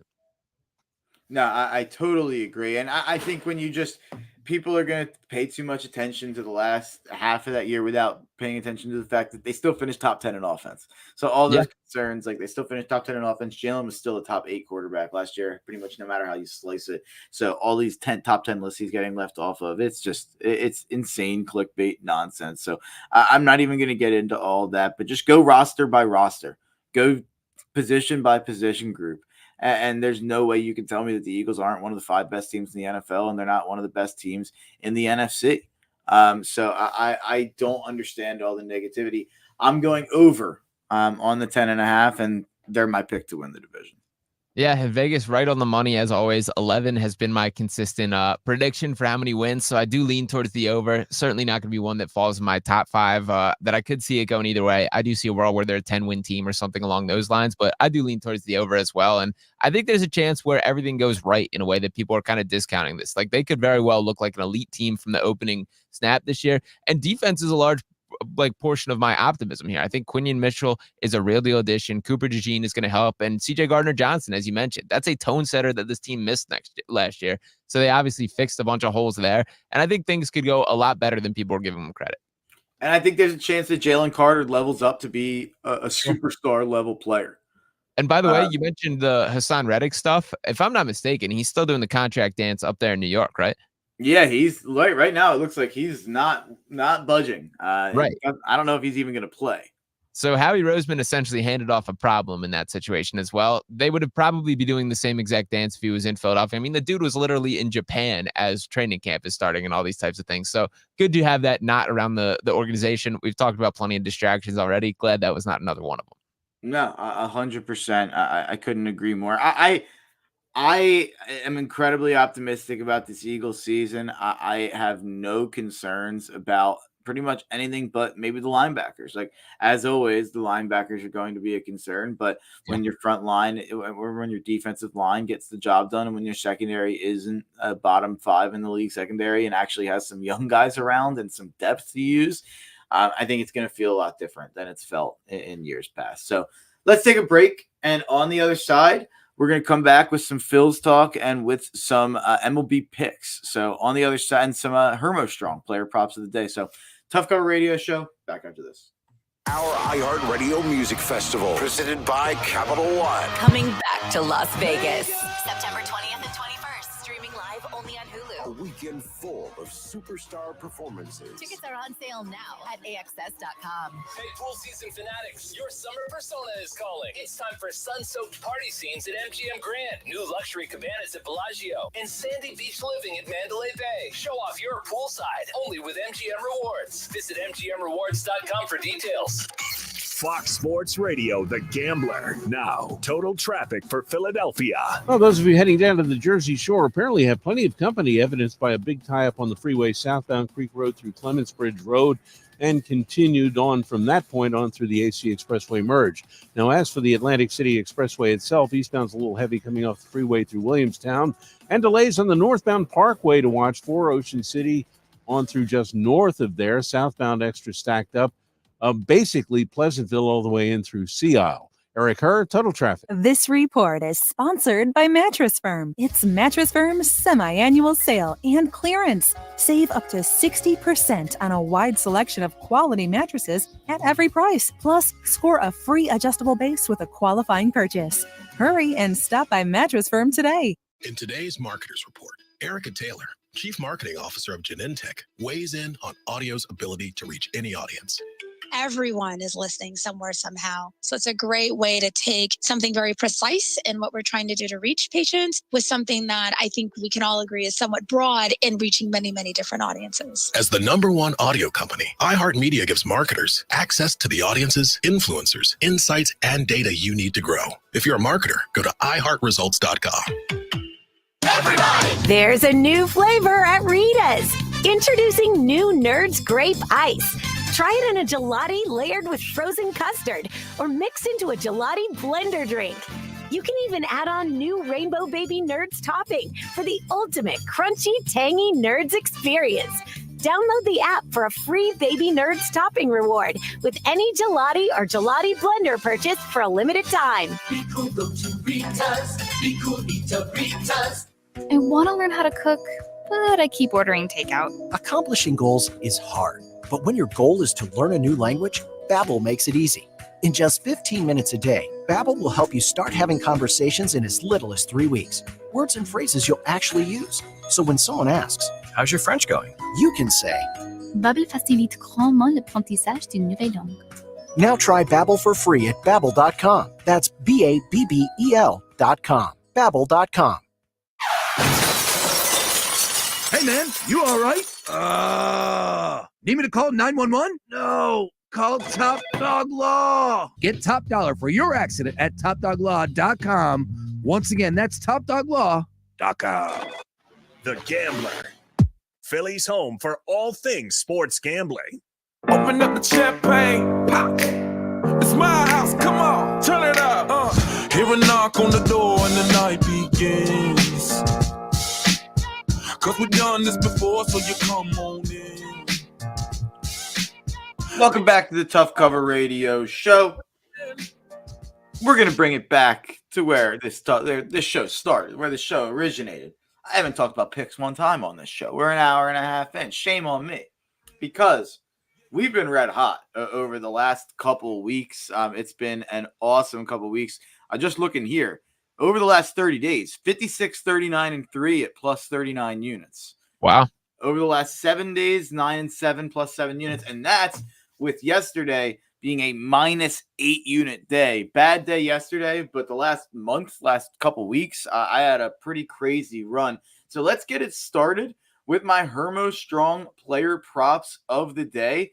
And I'm at a point right now with a certain player for the Philadelphia Phillies, who is a pretty much auto bet, especially when that guy has a wealth of, or a nice number against the pitcher he's hitting against. Trey Turner, 3 for 3 with a double against Luis Ortiz. Trey Turner's been so good lately. Yeah. It is absolutely unbelievable. Homers again yesterday. I have Trey Turner to RBI at plus 155. I also have him to homer at plus 520. He's hit 5 home runs in his last 7 games. I mean, he is just on an absolute heater right now. He even hit pretty well in the All-Star game. But Trey Turner, 9 home runs and 22 RBIs over the last 14 games. He's hitting 350 this year. Leads all of baseball in the month of July with homers and in RBIs. So Trey Turner, I mean, he's showing why when the Phillies signed him, he is one of the very best players in baseball. And it's a true shame that he got hurt this year at all, because I think if he was fully healthy throughout the year, I think he would currently be the MVP. Yeah, he certainly looks like it. That this is the Trey Turner that we've been waiting for in Philadelphia. This is the guy that was worth all that money, that was the big ticket missing piece to this team, and he's absolutely playing. He's on an unbelievable tear, and it's nice to see that the All-Star break has not cooled him down in any way because he picked up right where he left off. So I love that there. I do think he's worth being an auto bet these days, and it's been pretty cool. Like, there was a little bit of doubt in my mind that, like, after we saw this version of him last year, and I always respected the fact that it was not lack of effort. It was a guy who clearly cared, but it's nice to actually see everything clicking on the baseball field for him. And he's just been awesome. He's really been kind of the driving force of this team lately, which is cool to see. Yeah, no, he is on another planet right now. I mean, even if you just look since the ovation, I think that's almost a full season now. If you go ovation to now, he's like the best player in baseball since that moment. It is truly, truly incredible how good Trey Turner has been. So RBI plus 155. I think anything above plus 120 right now is an auto bet for Trey Turner on RBI, and anything above plus 350, I think is an auto bet in terms of the over for a home run. So plus 540, I think is an absolute steal. And then staying in the same, I guess not a former, I guess kind of a former teammate here, a little bit. They played together 1 year, but he didn't play. Rhys Hoskins for the Brewers at the Twins at 710. I'm going plus 205 to RBI in that game. He's got really, really nice numbers about Pablo Lopez. So I have to take a look here, but he's 6 for 11 for 2 home runs and 2 walks. He's been fantastic against Pablo Lopez. So I like Rhys Hoskins. You could actually convince me to bet him to homer as well. I think it's like plus 500, but I'm going to go RBI at plus 205. I'm going to take a look at the Phillies game, and they crushed me yesterday. I bet them minus 1.5, but I'm going back to the well, betting them minus 1.5 again against the Pirates, betting them first 5. Christopher Sanchez is going to come back from the All-Star break, firing, ready to go, back on his BS, and I like the Phillies to handle business. That was a tough loss last night, but I'm not concerned about it at all. Yeah, I know you've said no concern in the Phillies. The Alvarado meltdown, that's nothing to you? Because it does feel like the Alvarado just struggles are getting more and more frequent. He's in a little bit of a rut right now. Yeah, I'd like to see I'd like to see them give him a week off, give him a phantom IL spot, let him get a week off or a week and a half off, whatever it takes, and let's see if we can bring him back. I think that he is a guy who throws so hard, it's easy to probably wear down a little bit. I think he probably just needs a little bit of time off. That would be my take. And if he came back and was still struggling, I'd be concerned then. But I've been saying that for a while. I don't think he's looked the same for a couple months now. He's become to me the fourth guy out of the bullpen, which he was the first guy. But his stats still aren't that bad.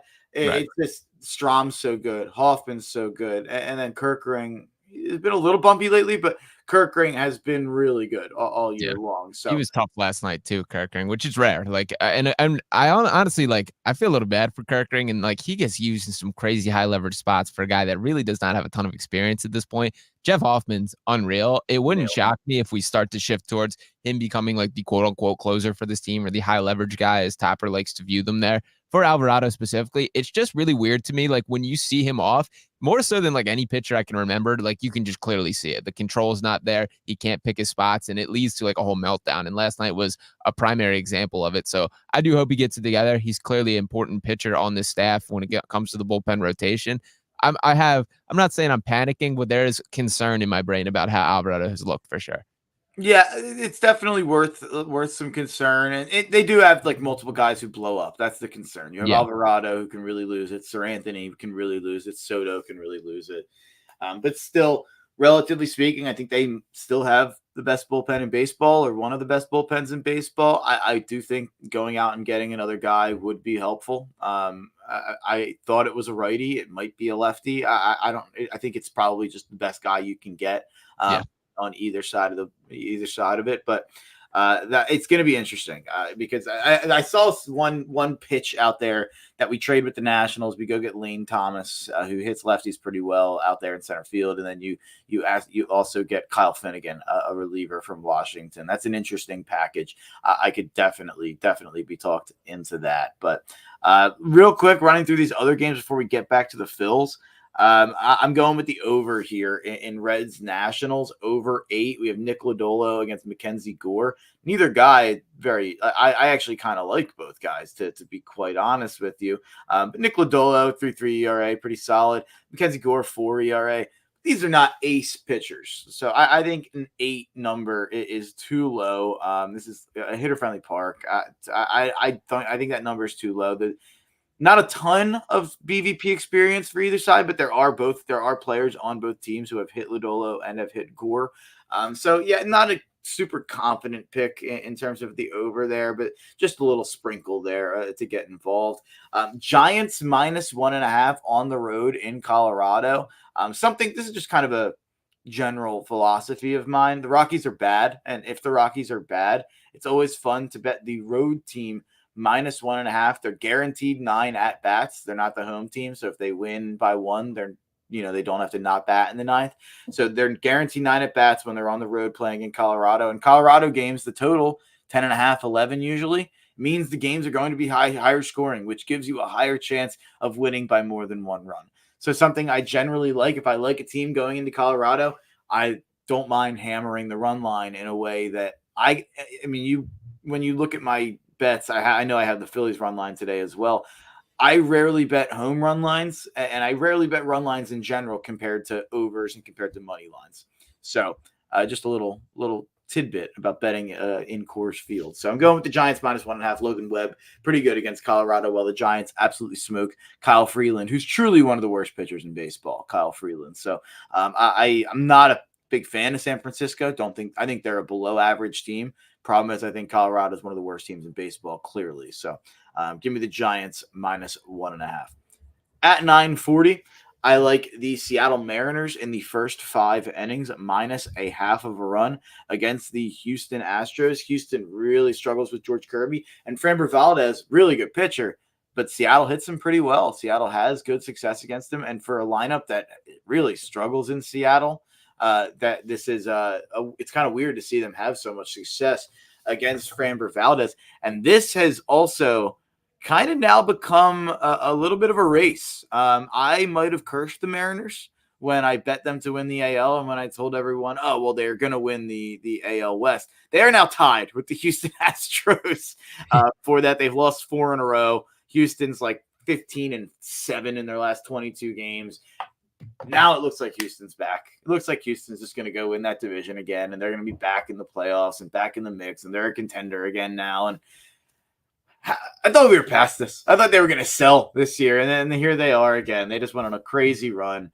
They've been really good at home. So really interesting game there between Houston and Seattle today, and every series they have going forward will be really important. Even Texas, the Rangers, the defending World Series champions, 8-3 in the last 11 games. They're kind of sneaking back in. They're 5 games back of Houston and Seattle, but it's going to be interesting to see the close of the season here in the AL, because I think there's more teams involved than I gave it credit for early on. You have Baltimore, who overtook the lead from the Yankees. They're a game ahead of the Yankees.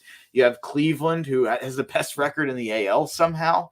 You have Houston, who just tied up Seattle. Texas isn't far behind. You have Boston in the wild card right now. Minnesota in the wild card. Kansas City. Bobby Witt's one of the best players in baseball. He's only a game behind.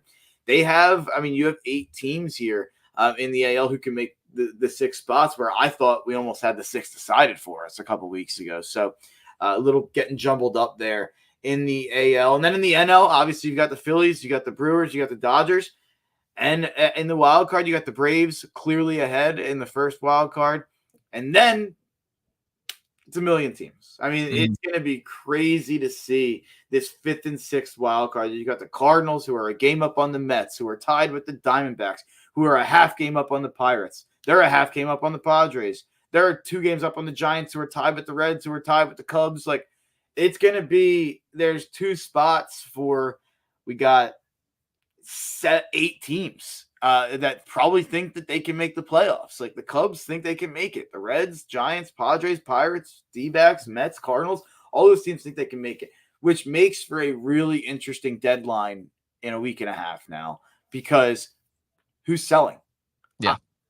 Who can look at their fan base in the eye and say, we are enough games out of the wild card that we're selling this player that can help us win and get to the playoffs? It's a hard thing to do. And I think it's something that fans were like, oh, blow it up, sell, sell, sell. You want to be a competitive team. It is a hard thing to sell to a fan base. You want to sell tickets for the second half of a baseball season. It's a long slog of a season. It's hard if you're the Cincinnati Reds and you're 47-51. You're 3 games back to be like, sorry, we're going to trade this guy who's been helping us out. I don't even know who that would be for the Reds, but it's really the only teams who we know are selling are the Miami Marlins, the Colorado Rockies, the Chicago White Sox, the Oakland A's, the LA Angels, even the Toronto Blue Jays, who are 9.5 back of the wild card. They might not sell. They have some young semblance of a core, even though some of them are coming up contract wise. Texas won't sell. Maybe Detroit sells. Maybe Washington sells. Just not a lot of sellers. There's going to be a whole lot of buyers.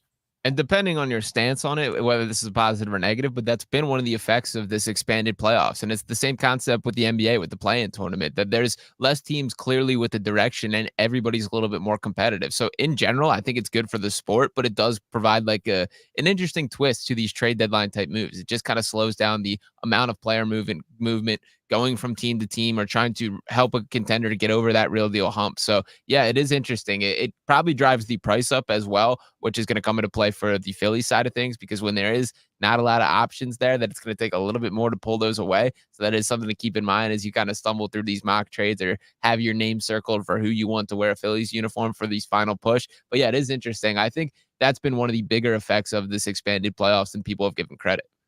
Absolutely. I think it's been the biggest effect. Yeah. And I think it was the intended reason. I think that they nailed it. And it's kind of a little bit like when the NBA this year did the 65 game minimum for all NBA, and then everyone played and everyone was like, wait, people are getting hurt. But you look at it and it's like stars played way more. So it kind of did exactly what they wanted it to do there. But so it's going to put us in an interesting scenario. And I'll pitch this at you where, let's say these these trades, the guys who are selling and getting sold are getting bid up, and the offers are crazy for, let's say, a Lane Thomas, a Cody Bellinger. There was another center fielder that I'm slipping my mind. Obviously, Luis Robert, but let's say those center fielders are out there. But let's say like a Lane Thomas guy who's a solid player, not an all-star, but a good outfielder. And they're saying, sorry, if you want this guy and you want a reliever, you've got to give up Andrew Painter, or you've got to give up 4 of your top 10 prospects, maybe if it's not Painter or Miller. Do you say, you know what, this is our year, we have to do this, and if we're overpaying, we're overpaying? Or do you say, you know what, we'll try to get this platoon guy who, maybe isn't quite the level of these other guys because we're getting scared of paying the prospects? Are you willing to overpay prospects in a bear market, kind of? I personally say yes to that, and I think Dave Dombrowski is going to be of the same mindset. And the main reason that I say that is, for starters, I don't know what more indications you need for why you should be going all in this year. That like the pathway is there, and this team has been that close to getting over the hump. And the other side of things that really told it to me was moving on from Whit Merrifield. That I was honestly pretty surprised by that move. I get he's been terrible. I understand the logic, but that was a pretty tone-setting move in my mind of, this is not going to cut it. We need more pop from a guy that is going to be one of our utility players or a bat off the bench at minimum. So that to me said they're going to be buyers. They're going to pay the price, whatever that may be. And that's kind of my expectation as the trade deadline inches closer. Yeah, no, I think that they're going to get an outfielder. The reliever, we'll see. I don't think Dave Dombrowski thinks the bullpen's that important. That's my bold take. I'm also in baseball a pretty anti-prospect guy, that I think it's more of a crapshoot than any other sport. And I think like for all the, the Dominic Browns of the world that have scarred us still stick with me, that I think like as great as these guys look, and you obviously have to keep the long term in mind, it's not like this is a core of a Phillies team that is on the verge. Like the Alec Boehms, the Bryson Stotts, there's guys that are going to be here for a long time. So if that means giving up on guys that, have this bright future potentially for a win now piece, I think it's kind of worth doing for sure. No, I am absolutely right there with you. I couldn't agree more. Even if you are overpaying, even if you think, that prospect's going to turn into a way better player than this guy you're trading for, even, you just have to kind of do what is best for the team right now. You have to give this the best chance to win, because this team has a legitimate chance to win a World Series. So I have not thought at all. We're wrapping up here. We're getting to the end of the show. I have not thought at all about Donkey Brains of the Week, Donkey Brains of the Month. I'm trying to think. I think we have to kick it around here. Who has done some dumb stuff over the last week to month in sports? Who's a contender for Donkey Brains? Let me think. I do love Pat Beverly, but I might have to throw him in the Donkey Brains conversation. By the way, I also got a chance to meet Roan out in Vegas as well, which was dope. He was absolutely the man, Philly guy there. But for awesome. Pat Bev, him portraying this as he took an overseas contract, will be playing in Israel, actually in Belgium, because of the war that's going on over there. So he'll be playing officially in Belgium, but for an Israeli team. He floated this out there and made it seem as if he's getting this historic overseas deal. He's signing for less than a veteran's minimum. And I it's just very interesting to me, the Patrick Beverly, the way he controls the narrative, which is the beauty of the Pat Bev podcast and these players having their voice there. But when you got to dig through the actual facts of the situation, I believe he signed a 1-year, $2 million deal with this overseas team. And I know there's a ton tied in for merchandise and their plans and all this type of thing. But the reality is he signed for less than a veteran's minimum. This is not by any means a historic overseas deal. So while I appreciate the way that you were painting this, I think I'll throw Pat Bev my Donkey Brains of the week here. All right, Donkey. I'm trying to figure out. You know what? I figured it out. What we got?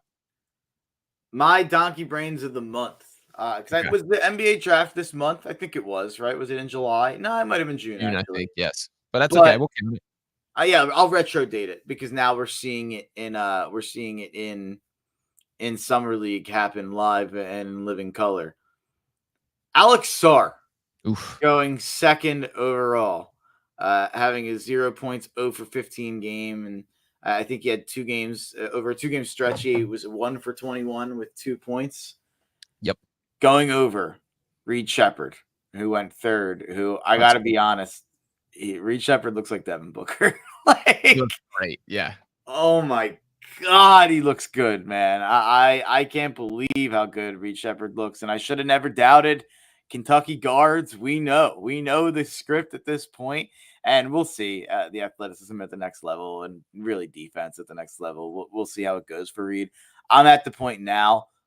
I think Reed's going to be a really good offensive player and a really good shooter, and maybe a little bit better of a dribbler and distributor than I gave him credit for. So I think Atlanta probably made a mistake too, and I think most people are going to actually focus on Atlanta because they're the first pick. But I think the team that really, really, really made a mistake is the Washington Wizards, who have nothing on that team. You're just picking best player available, and you went Sarr instead of Shepherd, who looks like he has star potential. Yikes. I think the PR save for Washington here is you just got to start acting like you took Bob Carrington second overall, because he has very good. That's got to be the slant, the direction you go there. I will say, as far as like guys that stood out to me watching, Reed Shepherd definitely on that list. Stephon Castle was terrific. I was really impressed with this game, and I was pretty low on him heading into the draft, but that dude looked like he's got it for sure. I was really impressed by him. And Montas Buzelis might be the saving grace of this Bulls team. As many mistakes as they have made, that dude looks like he is built for it, the real deal on the court. Those are probably the top 3 from this draft class that really stood out to me. Dalton Connect has also looked excellent. Yeah, Connect. I watched him at a bar the other night. Connect was looking great. Yeah. So yeah, absolutely. Any other summer league takes you haven't fired away, or summer league observations? Anything else before we get out of here? I'll say my Bronny James take here, man, is I know he's played better these past couple games. I watched 2 games of his out there. The one game he had 2 points in, shot 3 3-pointers before those 2 points. airballed 2 of them and hit directly on the backboard with the third. I went into Vegas with the mindset of Bronny James is not an NBA player yet, but he might be able to get there. I left with a little more doubt on that take that he might be able to get there. The game looks like it's moving way faster than him. And he, to his credit, he's played his best game since I left there in these past couple. So maybe it is coming with time. It was an absolute even more of a circus than I expected surrounding Bronny James, to the point where, like, in general for Summer League, so it's general admission. You sit wherever you want and you hang out there the whole day to see as much basketball as you want.